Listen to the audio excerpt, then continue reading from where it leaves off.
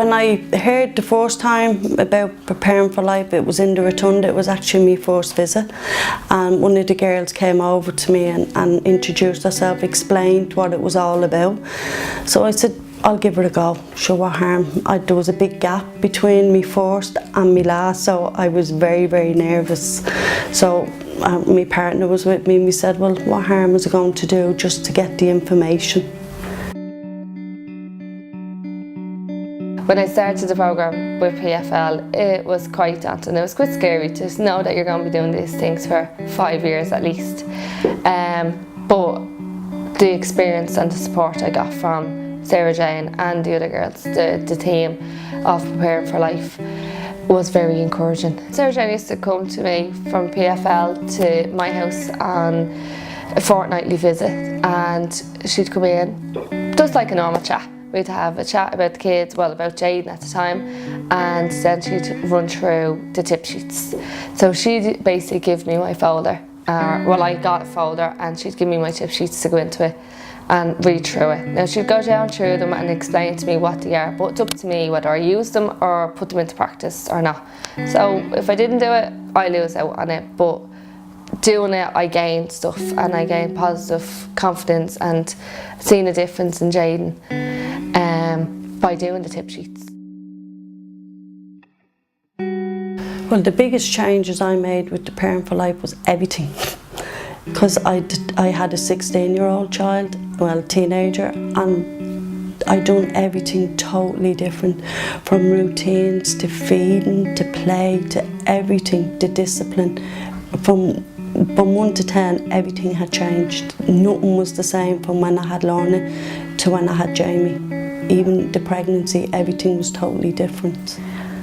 I think I became a lot more calmer and a lot more open as well to new ideas, and didn't just listen to my parents, or didn't just listen to all the old-fashioned ways. I don't do that. Like it gave you a chance to embrace nearly like this new modern way of bringing up babies, of being able to cook your food and come away from the jars, and to talk to your baby, to sing to your baby, to read to your baby, things like that, where I'm sure my mum and my nana were looking at me going, oh my God, what are you doing? You don't need to read to a baby, she's 4 months old. But it gave you that chance to open up to new things.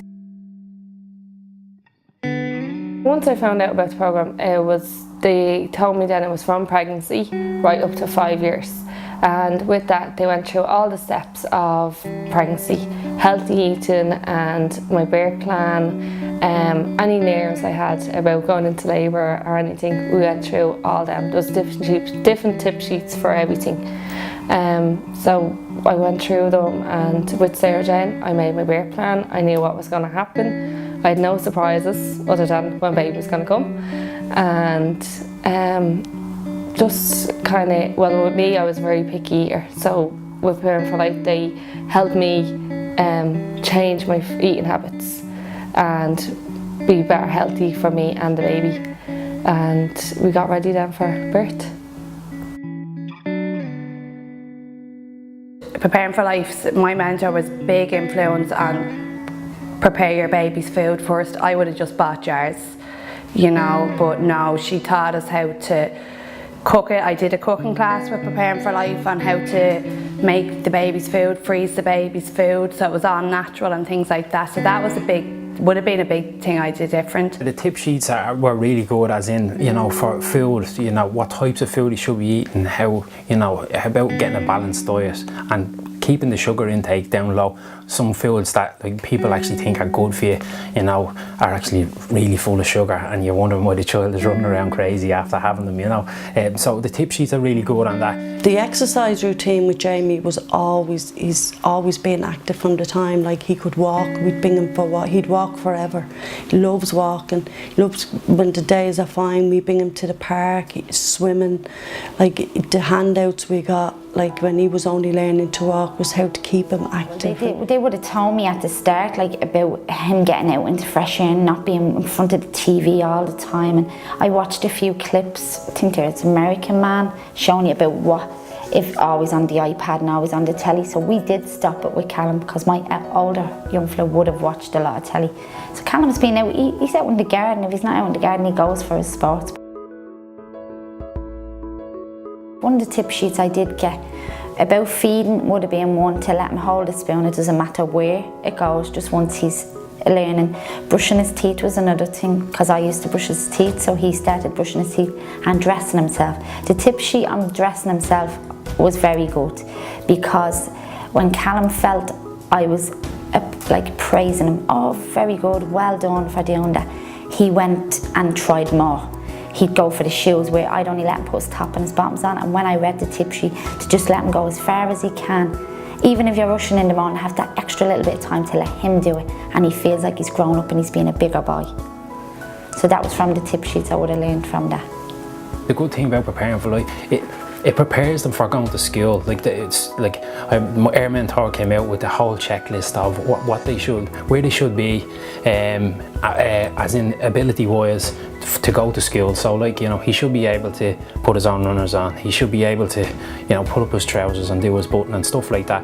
And and then you have your check sheet, and they give you plenty of time in advance, so you know where they should be at. And then it takes the worry away as well of when they go to school. You know that they can do X, Y, and Z. So it's really, really good like that. One of the lots of tip sheets I did have, and a big part of our life, is routine.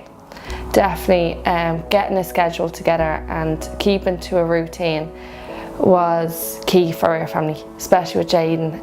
It was getting up in the mornings, having your breakfast, just the day-to-day things, and if it was the same for him, he was a happier child, which makes a happier mum. So yeah, definitely, and even to now, we still use routine, like it's Jamie's, back to Jamie's bed, and it's the same way. Well, I found the most helpful was the discipline, because we'll all discipline our children different ways.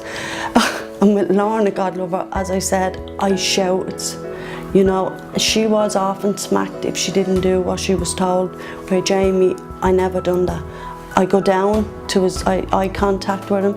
Even if we're in the street, in the supermarket, I'll go down and we'll talk, and I'd say to him, no Jay, you're not allowed to do that, or for whatever reason. And then I'll follow through. I never ever say to him, you're not allowed, and then let him.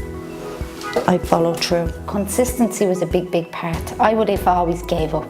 At night time, getting him to bed, I'd have ended up giving up and bringing him down. If he cried and cried and cried for things, after a while with Josh, my eldest fella, I'd said, oh here, just give me, just to be quiet and put him up. And one of the great things that we got in Preparing for Life, and they explained to us, was reward charts. Absolutely brilliant, because there's a reward at the end of the week, and they give you these charts with stickers, and Finley absolutely loved those. With the positive parenting, it teaches you how to interact with your kids in a more positive way. So if they're sitting quietly, go over, encourage quiet time, playtime, and join in with them. Don't just leave them. It's a very old-fashioned statement, leave them while they're quiet.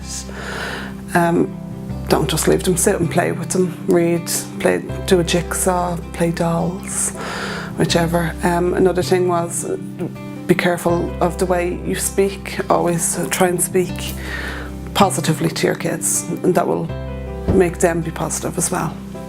Being positive with the tip sheets and Preparing for Life, it just kind of encourage you, like if they are doing good things, to encourage them, like to tell them well done. That just don't, oh well they're being quiet, so don't say nothing. That you're saying, oh well thank you for being quiet, or thank you for tidying up your toys, like just constantly making them feel good about themselves and encouraging them.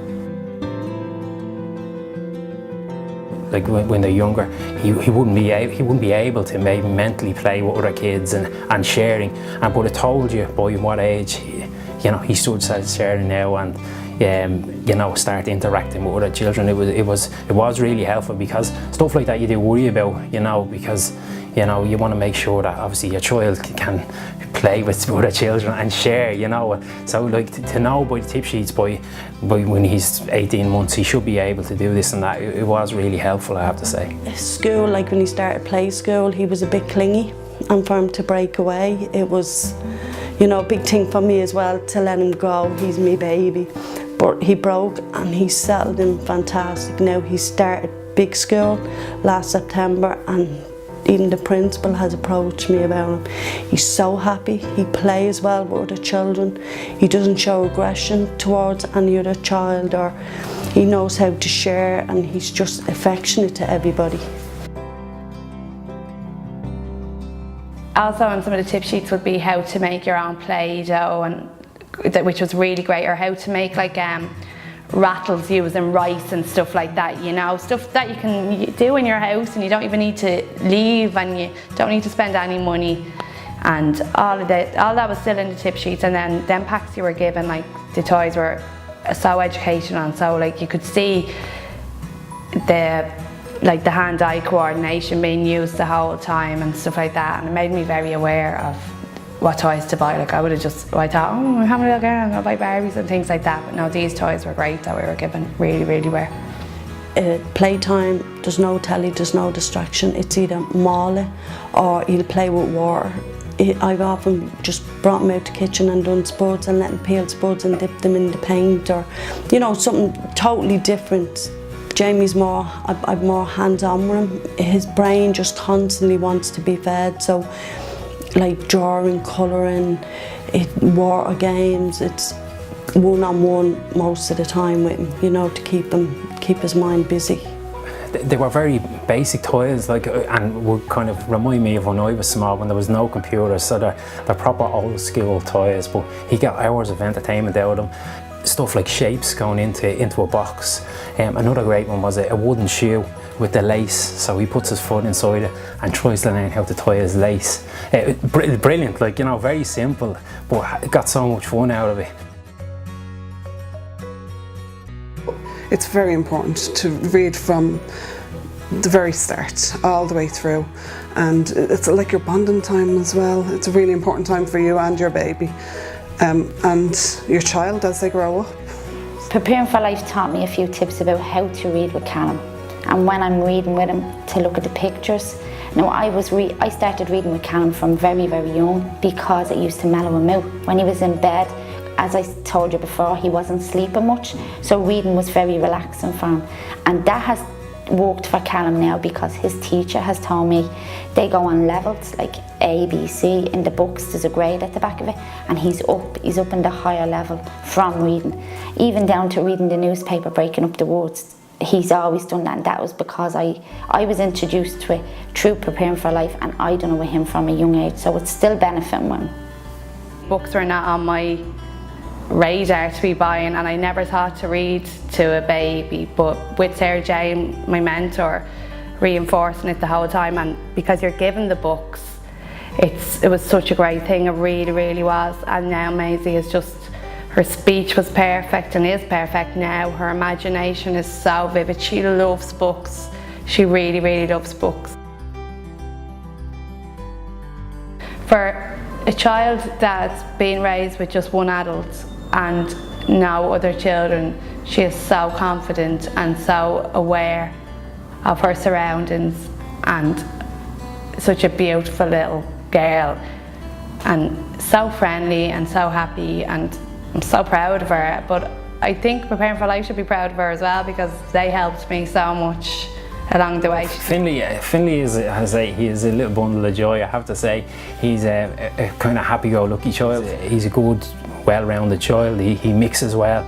He also is good at playing he plays by himself also very well. So yeah, no, I have to say we're very lucky to have him. He's also very lucky to have us.